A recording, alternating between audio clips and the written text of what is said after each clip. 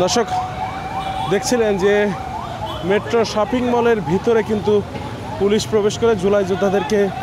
নিরাপদ দূরত্বে সরিয়ে দেওয়ার জন্য কিন্তু তারা অবস্থান করছেন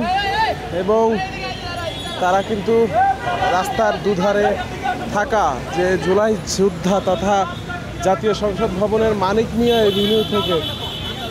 এভিনিউ থেকে একদম ধানমন্ডি শুক্রাবাদ পর্যন্ত কিন্তু জুলাই যোদ্ধারা অবস্থান করছেন এবং পুলিশ কিন্তু ধানমন্ডি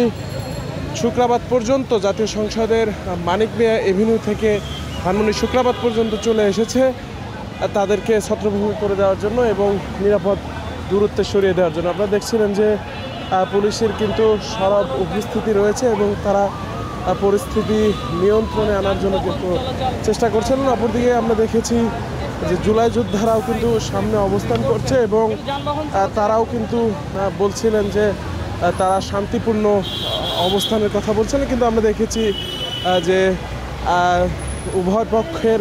পুলিশ এবং আন্দোলনকারীদের মাঝে সংঘর্ষে কিন্তু বেশ কয়েক জায়গায় আগুন দেওয়া হয়েছে এবং ভাঙচুরের ঘটনাও কিন্তু ঘটেছে। আমরা দেখেছি ইট পাটকেল ছোড়াছুরি সহ সেখানে কিন্তু কয়েকটি নিরাপত্তা চৌকিতে আগুন দেওয়া হয়েছে। দর্শক, দৈনিক মানবজমিনের মাধ্যমে আপনাদেরকে দেখানোর চেষ্টা করছিলাম রাজধানীর মানিক মিয়া এভিনিউ এবং মানিক মিয়া এভিনিউ থেকে শুক্রাবাদ পর্যন্ত সর্বশেষ পরিস্থিতি।